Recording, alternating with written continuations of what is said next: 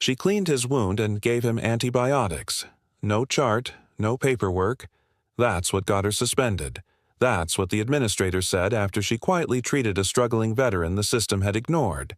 She didn't argue. She didn't beg. She just handed over her badge and walked out.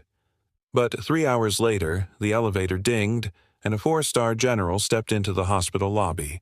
He wasn't lost. He asked for her by name. If you believe doing the right thing should never cost your job, comment respect. Claire Morgan, 36, had worked at Riverside General for nearly 11 years. She was the kind of nurse who addressed every patient as sir or ma'am, no matter their shoes, condition, or background. That Wednesday afternoon, a man limped into the ER lobby. He was thin, sunbeaten, older. His ID read Walter Briggs. The dog tag on his keychain said U.S. Army. His jeans were torn. A long gash streaked across his calf, infected, swollen, angry. The front desk clerk glanced at him and muttered, "No insurance." Claire heard it. "That doesn't mean he doesn't. Need help," she said. The charge nurse frowned. "We can't admit him, not in the system." "Then I'll treat him off the system," Claire replied. She grabbed a med kit, sat him down quietly, and cleaned the wound. Antibiotics, bandages, a granola bar from her own lunch bag. Walter winced as she worked. "Ma'am, I don't want to be a burden." Claire gave him a small, steady smile. "You fought for this country. Let someone fight for you now." His eyes were dry, but they looked like they'd seen too much desert and not enough mercy.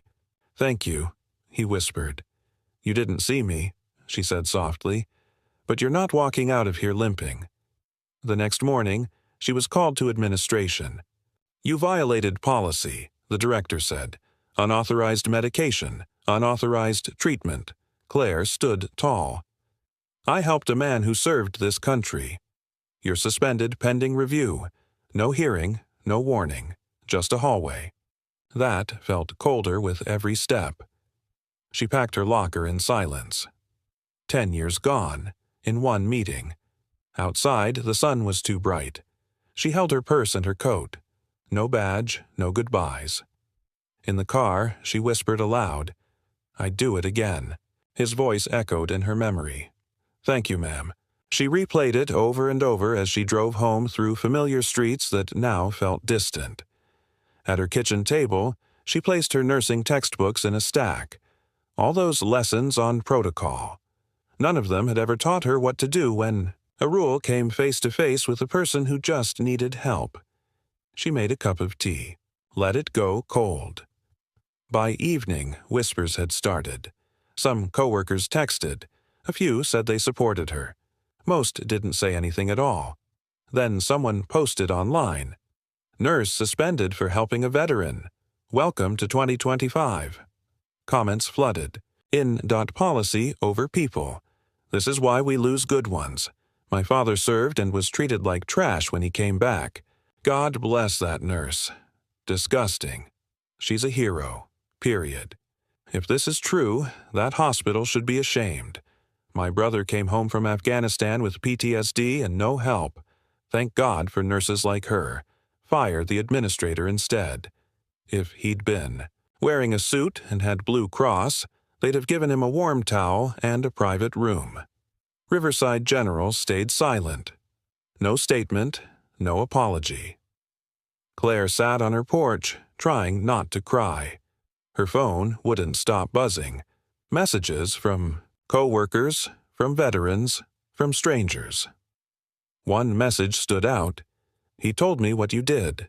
You don't know me, but I know him. I'm coming."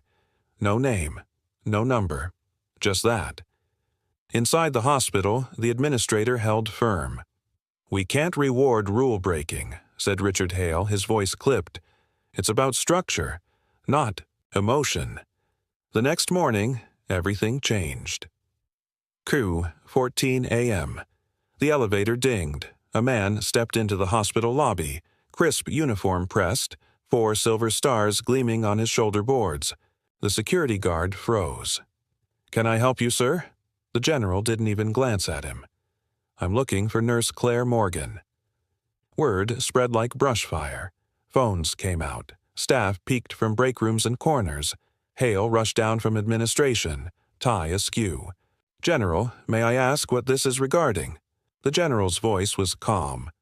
"I'm here to speak, on record." By sunset, Claire's suspension was no longer just a hospital decision. It was a headline. Local veteran groups began calling the switchboard, asking one question: "Is it true you turned away a veteran in need?" No one at reception had answers, just scripts and shaky voices. Claire's neighbor, a retired history teacher, knocked gently and handed her a casserole dish. "My husband served in Korea," she said softly. "When he came home, broken, bruised, someone like you didn't ask about paperwork either." Claire's voicemail overflowed. Social media?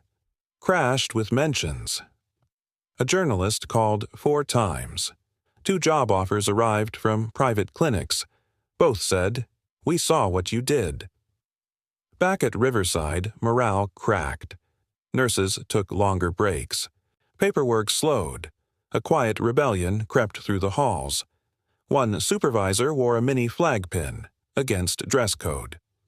A young resident hung a note in the staff lounge that read, "Compassion is not a policy violation." Administrator Hale called an emergency meeting. "This isn't about veterans," he insisted, looking at blank stares around the room. "This is about procedure, liability, structure, rules that keep us safe." One nurse raised her hand. "Safe? From what, sir? Compassion?" Hale ignored her. Later, his favorite coffee mug mysteriously disappeared from his office. That night, Hale sat alone in his office reviewing Claire's personnel file. 10 years of service. Flawless evaluations. Top patient satisfaction ratings. No warnings, no complaints, no blemishes. His phone rang. It was the chairman of the hospital board. "The story's everywhere, Rick," he said. "Veterans groups are organizing. A congressman's aide just called me." "She broke protocol," Hale insisted, voice tightening. "It's black and white." "Sometimes black and white needs reviewing," the chairman replied. "Fix this before it breaks us." Hale didn't sleep that night. By dawn, he'd drafted a cold, cautious statement. It defended the suspension, but promised a vague review of emergency care policies for veterans. It satisfied no one, least of all himself. 30 a.m. His assistant knocked, pale-faced. "There's a military vehicle outside. And, sir, it's got government plates. Flags, too." Hale walked to the window. A black SUV had pulled up to the front entrance. A uniformed driver stood beside it at attention. "Who is it?" Hale asked, suddenly dry-mouthed. "I don't know, but they're asking for Claire Morgan. And they mentioned your name, sir." Hale straightened his tie. Whatever was coming, he told himself he'd face it with dignity. But as the elevator dinged once more and the general stepped into the waiting room, his confidence cracked for the first time. The man stood tall in the center of the lobby. "I'm General Thomas Avery," he said, voice clear, steady. "And I served with the man your nurse helped." He paused. "Walter Briggs saved my life in Kandahar. Twice." A low murmur rolled through the staff nearby.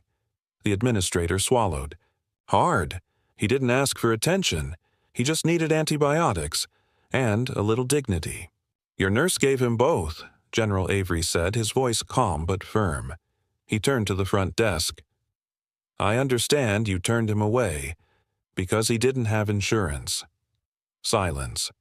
"When I was bleeding out behind a burning convoy, truck, Walter Briggs didn't ask me for a policy number. He didn't wait for forms. He just ran." The general's gaze scanned the room. "When we hit that IED outside Kandahar, 3 of our men were down. Briggs ran through gunfire. No helmet, no body armor, just duty, just loyalty." His voice remained measured, but his eyes burned with quiet authority.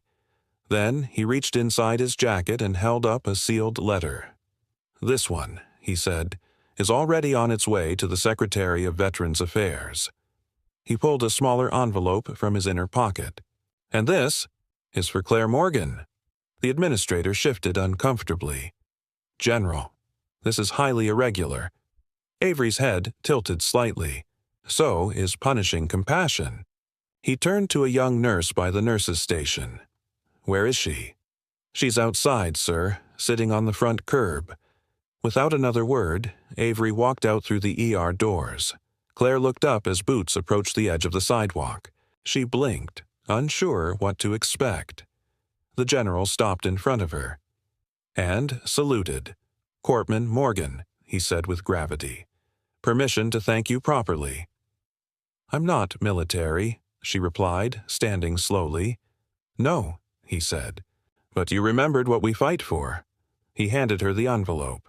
Inside, an invitation to speak at the National Medical Ethics Summit and a job offer from the VA, Regional Emergency Response Liaison.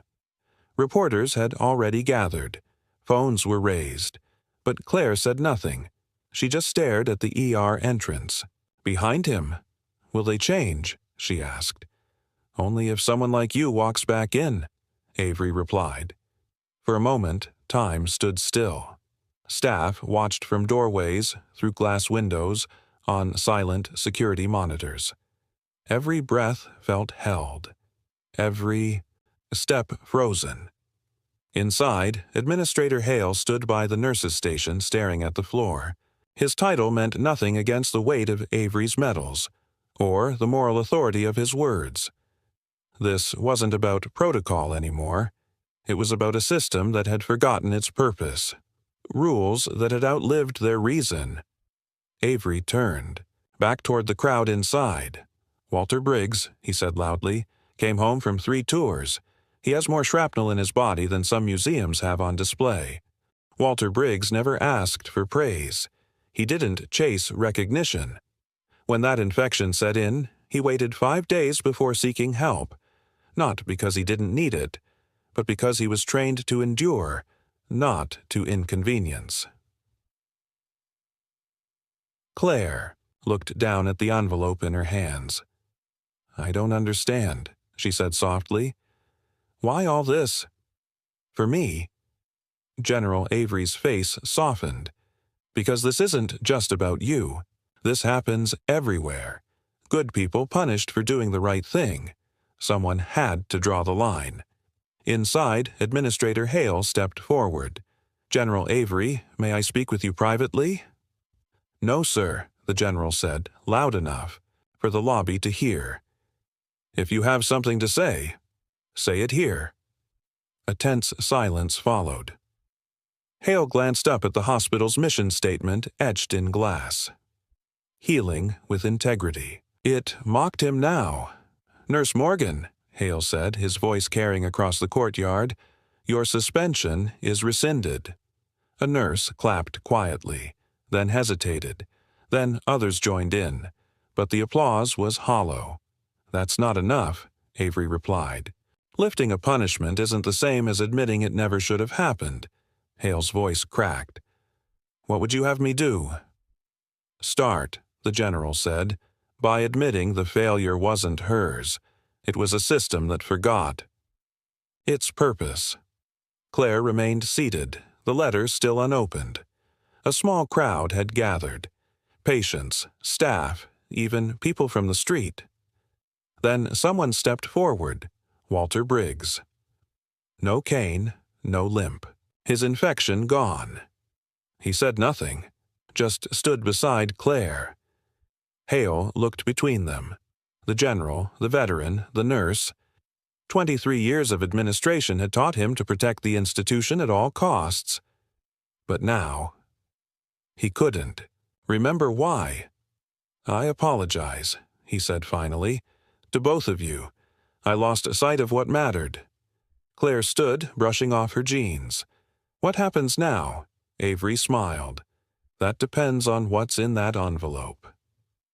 2 weeks later, the hospital installed a plaque near the ER doors for those who act with compassion before protocol. Claire never gave interviews, but she returned, not as just a nurse, but as the veteran care liaison, a role created for her. Walter Briggs visits every Thursday, always with coffee, always with a small flag he sets on the front desk. One day, a new nurse whispered, "Is that her?"